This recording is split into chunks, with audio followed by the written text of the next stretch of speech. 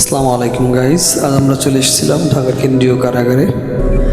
এটা নতুন কারাগার, এটা হচ্ছে ঢাকা কেরানীগঞ্জে, দক্ষিণ কেরানীগঞ্জে অবস্থিত। এই কারাগারটি আগে ছিল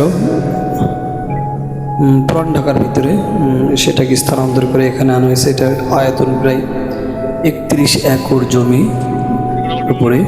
31 একর বলতে প্রায় 93 বিঘা জমির উপরে অনেক আয়তন বিশিষ্ট। এখানে প্রচুর জায়গা নিয়ে এটা করা হয়েছে ভবিষ্যৎ পরিকল্পনা নিয়ে। এখানকার ধারণ ক্ষমতা প্রায় 4590 জনের মতো।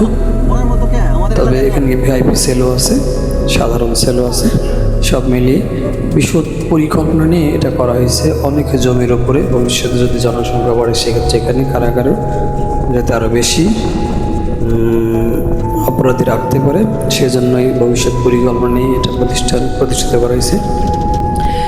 সুবিশাল জায়গা, বৃহৎ জায়গা নিয়ে এটা প্রতিষ্ঠিত।